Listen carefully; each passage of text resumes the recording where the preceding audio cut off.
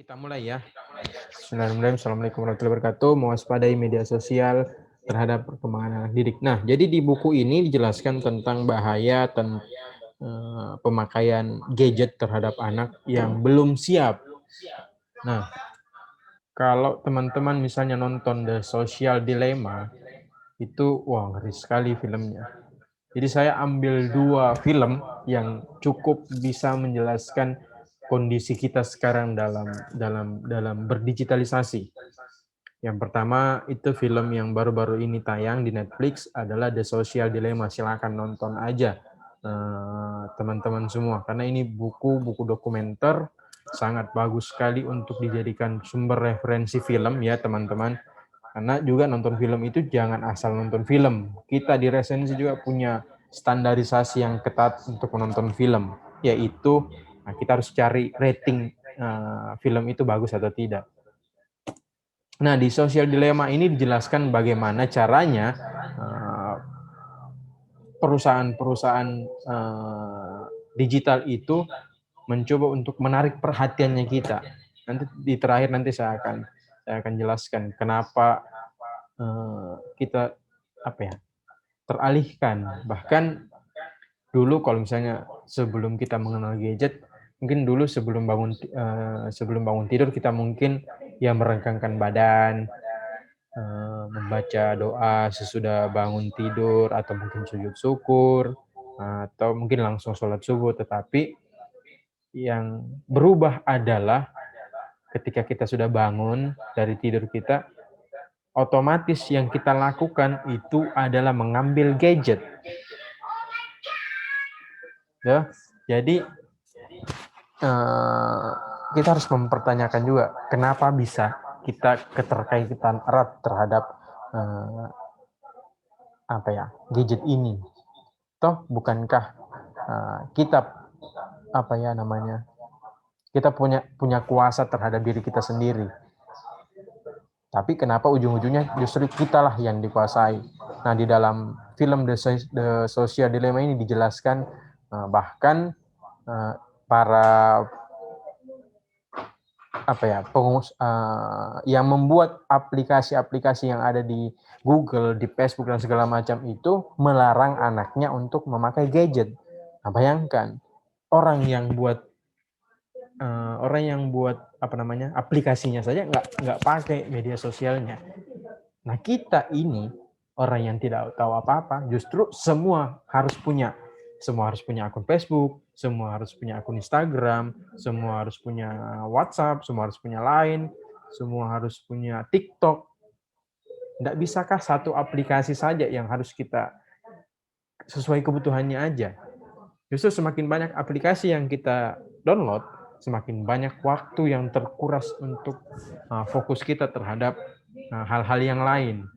Toh kita punya kehidupan lain, kehidupan nyata. Justru kita berselancar di dunia maya. Ada juga yang beranggapan bahwa ya di dunia maya dia dapat pengakuan. Dalam artian ya dia dapat like, dapat komen. Tapi justru itu yang menjadi penyakit ujung-ujungnya. Karena kenapa? Ini sudah dijelaskan juga oleh Kak Fikram sebelum-sebelumnya bagaimana tingkat kebahagiaan kita itu akan terus meningkat. Nah, ini bahaya. Ketika tingkat kebahagiaan kita terus meningkat, misalnya satu ketika kita mengupload sesuatu, kemudian kita dapat misalnya like-nya 500 like, kemudian komennya ada 1000. Tetapi pada saat kita mengupload selanjutnya, ternyata itu menurun. Kita pasti efek otomatisnya adalah kita sedih. Kenapa sedikit sekali view-nya dan segala macam. Nah, kita bisa menjadi orang lain di media sosial karena hanya pengakuan yang kita cari. Nanti ini dijelaskan juga nanti sama Kak Tonton di buku Everybody Lies nanti. Kak Tonton yang akan jelaskan. Nah, kenapa juga misalnya di buku The Shallow juga dijelaskan bahwa internet itu bisa mendangkalkan otak kita. Karena kenapa? Karena sifat instannya. Ya kan, seperti misalnya kalau dulu kita ingin mencari sesuatu ya kita belajar membaca buku satu full. Misalnya kalau kita ingin cari tahu sesuatu atau temanya tentang hijab. Nah, kita tinggal klik saja di Google, yang sekarang kita katakan itu adalah Mbah Google, yang tahu segalanya. Nah, itulah sifat instan yang mendangkalkan pikiran kita. Jadi, hasilnya saja yang diperlihatkan oleh internet itu. Prosesnya dia tidak jelaskan. Nah, berbeda dengan buku. Buku, sebab-sebabnya dijelaskan kenapa misalnya ada hijab. Nah, kalau Google atau internet ini dia hanya menjelaskan ya apa yang kita tanya itu. Nah, itu yang menjadi apa ya? Kayak semacam habit yang mana itu mempengaruhi kejiwaan kita. Jadi kita maunya instan aja. Kalau ada yang cepat ngapain yang harus lama-lama? Dalam artian ngapain harus baca buku dan segala macam. Tapi baca buku itu penting karena ada proses-proses yang mana Google itu tidak bisa menjelaskan. Nah, misalnya lagi di film game apa ini Avengers yang Ultron. Nah, ini kan Ultron ini kan diciptakan oleh Tony Stark. Tetapi karena sifatnya ini artificial intelligence yang apa ya, mengembangkan dirinya sendiri sampai-sampai menjadi jahat. Nah, itulah yang diciptakan produk-produk digital sekarang yang menguasai perhatian kita. Bahwa kita tidak pikir bahwa apa yang kita lakukan sekarang ini adalah akibat dari kebiasaan kita main gadget. Ya kan? Misalnya itu tadi kita bangun tidur langsung gadget, apa-apa gadget, sudah muncul notifikasi sedikit padahal itu adalah notifikasi pembayaran, apakah begitu pembayaran yang tertunggak, ya kan? Tapi dia lihat, bahkan kalau kerja saja ada HP di sampingnya, itu fokusnya itu terpecah antara ingin main gadget atau melanjutkan pekerjaannya. Nah, jadi kalau bisa juga ini saran ya, teman-teman harus matikan notifikasinya. Apapun itu matikan saja notifikasinya. Kalaupun ada kepentingan, mereka pasti menelpon kalau ada memang kepentingan yang paling penting gitu. Jadi bagaimana caranya kita bisa menguasai diri kita untuk tidak main gadget adalah itu. Kurangi hal-hal yang sifatnya kita selalu untuk ingin berselancar di dunia maya, sisihkan saja sedikit. Kita masih banyak hal-hal yang bisa dilakukan, misalnya menentukan visi hidup.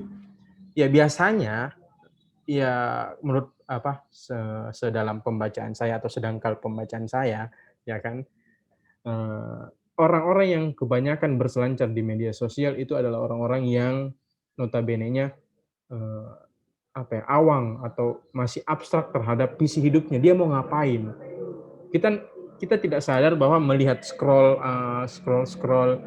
kemudian melihat status orang yang sebenarnya juga kita nggak terlalu kenal dengan dia, tapi kita terus aja geser swipe tanpa kita ketahui bahwa kita sudah terhasut akan teknologi ini. Bukan berarti kita harus takut, tetapi bagaimana caranya kita bisa mengendalikan diri. Nah, penting lagi tuara, yaitu mencegah, ya kan.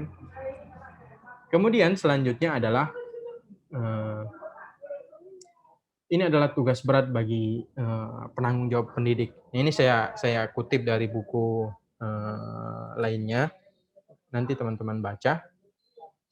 Jadi yang terpenting adalah tugasnya adalah bagaimana caranya orang tua itu bisa mendidik anaknya. Jangan sampai orang tuanya menyuruh untuk tidak bermain gadget, tetapi toh juga orang tuanya main gadget, ya kan?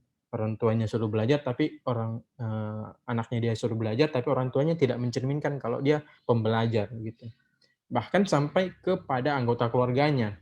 Kalau cuma orang tua saja yang misalnya mendidik dan segala macam, tetapi kalau ada distraksi dari orang lain itu akan terganggu. Nah, bayangkan saja para pembuat aplikasi yang ada di Google, di Facebook saja melarang anaknya untuk main gadget sampai umur tertentu. Nah, kita di Indonesia notabene-nya baru lahir saja sudah dikenalkan sama gadget, ya kan? Sudah dipoto dan segala macam. Ya kan ini awal mulanya bahwa kita mungkin tidak sadar bahwa ya kan cuma moto aja. Semakin anak-anak itu melihat tingkah laku kita, itu akan menjadi perilakunya ke depan karena dia mencontoh apa yang kita lakukan. ya kan? Misalnya kita harus juga melihat teman sepermainannya, dan sampai kita melarang untuk main gadget, ternyata pada saat dia sekolah dan segala macam, ya banyak banyak teman-temannya yang main gadget juga. Jadi, penting sekali juga, apalagi lingkungan. Dan juga pada hal ekonomi. Nah, ini kita selalu biasa terbuai, apa ya, orang mau menikah, yang penting menikah aja, tidak pikirkan ekonominya. Nah, justru ekonomilah yang bisa menjadi salah satu, apa ya, pagar juga agar kita tidak, ini istilahnya harus apa namanya, bebas finansial dulu. Jadi sebelum kita misalnya menikah, kita harus bebas secara finansial dulu. Jangan sampai kita mau menikah tetapi kita hidupi sendiri saja agak kesusahan. Nah, memang betul, ketika kita menikah, rezeki yang lain akan terbuka. Tetapi bukan berarti itu menjadi, jalan pintas untuk mau menikah, ya kan? Kita butuh hidupi diri kita, orang, yang kita nikahi, dan masa depan anak yang nanti akan kita lahirkan. Begitu juga dengan sekolah. Jadi penting sekali, 6 aspek ini untuk kita, lihat, karena kita pada dasarnya juga nanti akan mendidik seorang anak kalau kita panjang umur. Amin. Nah, kemudian apa yang harus kita lakukan? Nah, akhir-akhir ini juga banyak video juga yang tayang di YouTube, silahkan teman-teman aja, lihat. Misalnya kita harus lakukan giat digital minimalism. Nah, ini Kanca paham ini kalau sudah kita singgung tentang, minimalis. Jadi dalam hal gadget juga kita harus minimalis, yaitu bagaimana? Yaitu gaya hidup online yang sederhana. Kalau Anda bukan editor, apalagi yang selalu banyak berkecimpung dalam hal digital, ya kurangi. Tetapi kalau Anda editor, ya memang pekerjaan Anda di situ. Tetapi kalau Anda cuma memakai sosmed dan segala macam, ya untuk apa berlama-lama di sosmed begitu. Banyak hal-hal yang bisa kita lakukan. Kita misalnya bisa berdiskusi dengan, misalnya kalau ada yang sudah punya keluarganya, justru bisa ada yang beranggapan bahwa digital ini menjauhkan yang dekat, tetapi justru sebaliknya juga, yang dekat itu malah menjauh. Bayangkan kita ngumpul saja di salah satu, warkop misalnya kan, semua orang memakai, gadget, ya kan? Tidak ada, sosialisasi, tidak ada perkembangan antara, narasi yang akan kita dapat nanti.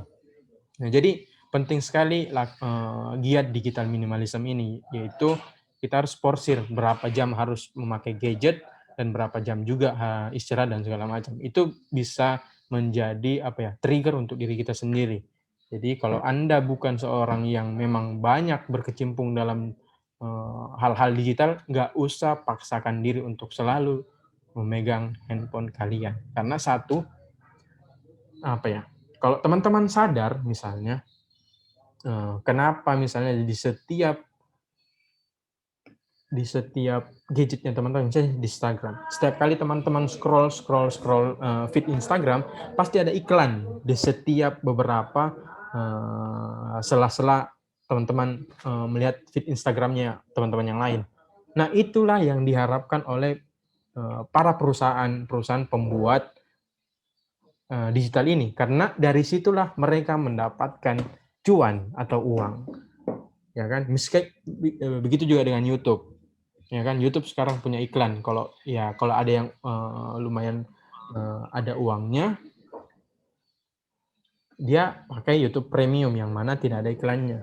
Nah, tetapi ini salah satu kutipan yang saya kutip di filmnya The Social Dilemma. Ini film bagus, silakan teman-teman nonton. Dia bilang gini, jika kau tak membayar produknya, berarti kaulah produknya. Kenapa kita bisa jadi produknya? Karena perhatian kita lah yang mereka harapkan. Karena dari perhatian kita, uang akan mengalir terus ke dalam kantong-kantongnya mereka. Nah, bahkan jadi apa yang harus kita lakukan adalah, ya kita harus galakkan hashtag going offline, seperti buku yang ada juga salah satu penulis Indonesia yang menulis tentang going offline. Silakan baca juga. Saya juga baru mau baca. Nah, jadi thank you untuk teman-teman semua. Sorry kalau ada salah-salah kata. Saya akhiri. Assalamualaikum warahmatullahi wabarakatuh.